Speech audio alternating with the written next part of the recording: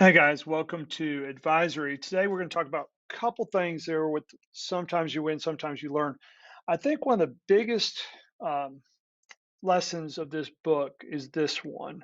So we're going to spend 2 weeks right here camping out, talking about this idea of responsibility in your learning, but responsibility in with you in your daily life. What is responsibility and how does it come into play? I've got four words up here that I want to camp out just for a second. Responsibility, ownership, control, and influence. So here's the deal.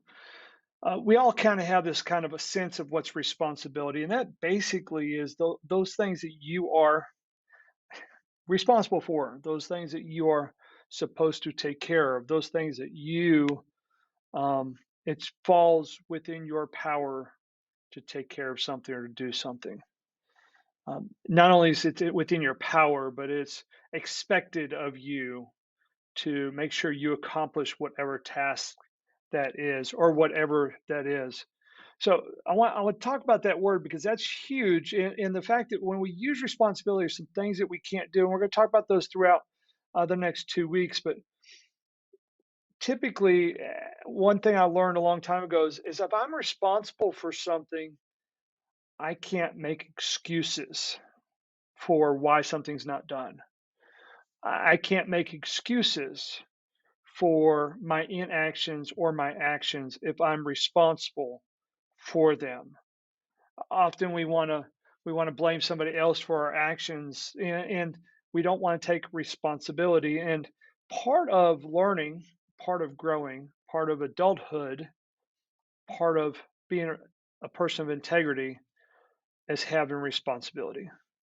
The other three words I think go in line with that, and I basically want to talk about those real quickly. And as we go through the next 2 weeks, you'll hear more about those. Is ownership, owning our actions, owning our inactions, owning the things around us that we can own, our sphere of influence. Ownership is hugely important. I told my son and my daughter as they got a job, their first job, I said, here's the deal. If you work like you own the place that you work in. So if you work in a restaurant, and my son's first job was at Buddy's Barbecue, and I told him, I said, son, if you act like you own the restaurant, in other words, you take care of that restaurant and the customers like your paycheck depends on it, like your livelihood depends on it, like you own it, then you become indispensable for that owner because they now trust you, that ownership part of that. So owning what we our surroundings, owning where we are, ownership of your school. If you own the school, if you have ownership of this school, then when somebody tries to destroy the school or when somebody tries to talk bad about the school or something goes on, you have responsibility to then step in to that. Often, our responsibility outweighs our authority in a lot of places. And for teachers and admin, I have this conversation. Your responsibility is to this whole entire school. It outweighs your authority, but you're responsible to step in. The other one, control. And a lot of times I want to talk about ownership and control is one thing that I talk to students that have anxiety is control your controllables. And in this day and age of COVID, in this day and age of where we are, is control the things that are in your sphere of influence that you can control. So understand influence is different than control because there are things in your sphere of influence that you can't control, but control is hugely important. Give you an example. If you have anxiety, one thing you know that one thing that helps with anxiety is breathing exercises. Why? Because your body's fighting for control. And if you get that control of breathing, then all of a sudden your body starts settling down and you gain control of yourself again in an anxiety attack. So this idea of control and what are those things that in our sphere of influence, what are those things that we can control? If we just try to do those things and not worry about the uncontrollables, then I think a lot of times we'll find that our responsibility and ownership and our control goes hand in hand, and now we have kind of a life in balance. The last one's influence, and those things are things that sometimes are not in your control, but things that you influence. You influence others, you influence others' actions. You influence the school. You influence your parents. You influence a lot of different things around you. Often it's talked about you throw a rock into a pond and you see the ripple effect. That's your influence, that ripple effect. So as we go through this lesson, I want to talk about responsibility again, but I want to use a video that you guys may have seen last year, but I think it's highly valuable parts of this video. I'm just going to show parts of the video. I absolutely love this video. I think it should be required watching for every student every year. But Admiral McRaven was a Navy SEAL, and he is making a speech at Texas A&M. And in this speech, he talks about some keys that he learned from SEAL training, but through his SEAL training and his SEAL experience. And it starts talking about responsibility. So one of the things he talks about responsibility is this idea of starting off your day with an accomplishment. And he says, make your bed. But I want you to watch this video. And I want you to listen very carefully. As he says, if you can't do the little things right, you'll never be able to do the big things right. I think it's hugely important. What are those little things that you can do right every day to start you off in the right way? What is your responsibility? The small responsibilities that you take care of, because those small responsibilities grow into large responsibilities. Let's take a watch. What starts here changes the world. I have a few suggestions that may help you on your way to a better world. And while these lessons were learned during my time in the military, I can assure you that it matters not whether you ever served a day in uniform. It matters not your gender, your ethnic or religious background, your orientation, or your social status. Our struggles in this world are similar, and the lessons to overcome those struggles and to move forward, changing ourselves and changing the world around us, will apply equally to all. So here are the 10 lessons I learned from basic SEAL training that hopefully will be of value to you as you move forward in life. Every morning in SEAL training, my instructors, who at the time were all Vietnam veterans, would show up in my barracks room, and the first thing they'd do was inspect my bed.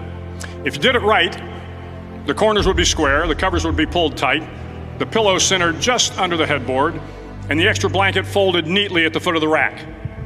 It was a simple task, mundane at best, but every morning we were required to make our bed to perfection. It seemed a little ridiculous at the time, particularly in light of the fact that we were aspiring to be real warriors, tough, battle-hardened SEALs. But the wisdom of this simple act has been proven to me many times over. If you make your bed every morning, you will have accomplished the first task of the day. It will give you a small sense of pride, and it will encourage you to do another task, and another, and another. And by the end of the day, that one task completed will have turned into many tasks completed. Making your bed will also reinforce the fact that the little things in life matter. If you can't do the little things right, you'll never be able to do the big things right. And if by chance you have a miserable day, you will come home to a bed that is made, that you made. And a made bed gives you encouragement that tomorrow will be better. So if you want to change the world, start off by making your bed. Welcome back from that short clip, guys. And so here's some questions I want you to take about 3 minutes to discuss is, what is your first task you complete every day? What are you responsible for? Who are you responsible for? And lastly, who are you responsible to? Who holds you accountable? Let's take 3 minutes to discuss it.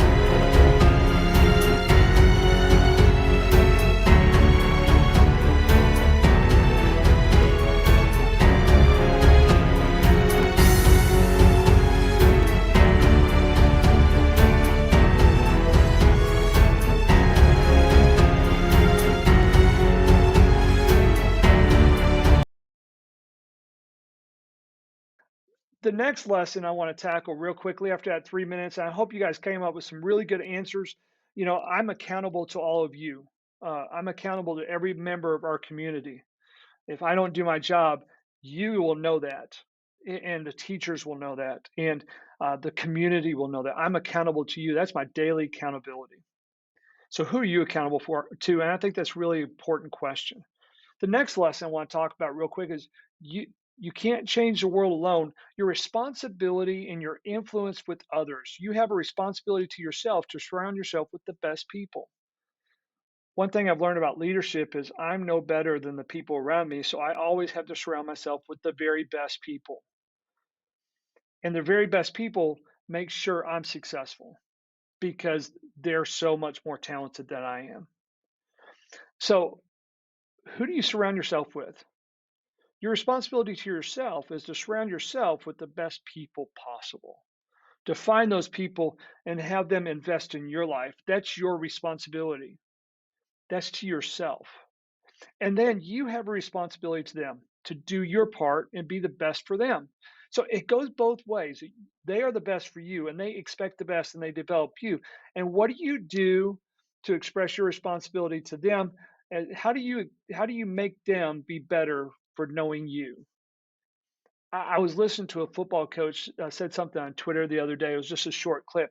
And what he said was important. He said this. He said, nobody has a bad day because they met me. He goes, when I die, and this was his quote, was, when I die, I want people to say that they were better off for knowing who I am and I made their world better. That's a huge responsibility. I think that's very important for people to understand. So responsibility equals influence, and influence equals responsibility. Let's take a few minutes and watch this short clip. During SEAL training, the students are all broken down into boat crews. Each crew is 7 students, 3 on each side of a small rubber boat, and 1 coxswain to help guide the dinghy. Every day, your boat crew forms up on the beach and is instructed to get through the surf zone and paddle several miles down the coast. In the winter, the surf off San Diego can get to be 8 to 10 feet high, and it is exceedingly difficult to paddle through the plunging surf unless everyone digs in. Every paddle must be synchronized to the stroke count of the coxswain. Everyone must exert equal effort, or the boat will turn against the wave and be unceremoniously dumped back on the beach. For the boat to make it to its destination, everyone must paddle. You can't change the world alone. You will need some help. And to truly get from your starting point to your destination takes friends, colleagues, the goodwill of strangers, and a strong coxswain to guide you. If you want to change the world, find someone to help you paddle. Hey, welcome back from that clip. And so here's the question I've got for you. Do those people you spend time with make you a better person? Do those people you spend time with challenge you to work harder, learn more, and fulfill your potential? And do you influence others and challenge them to be better? That's a really important question. And lastly, what is your relationship responsibilities? Let's take 3 minutes, 2 or 3 minutes, come back. I want you to talk about those questions as we take 2 or 3 minutes.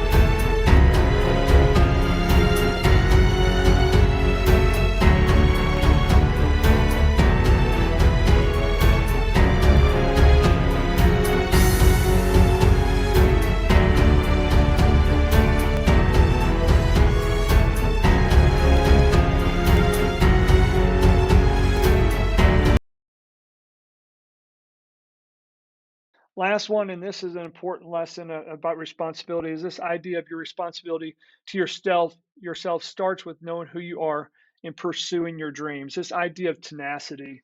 You have a responsibility, you have an obligation to pursue your dreams. Here's the deal, and this is truth, is the fact that each one of you are knit with a special talent, and in your DNA, there's something in there that sparks a passion, and it creates a dream, and part of that is pursuing your dreams.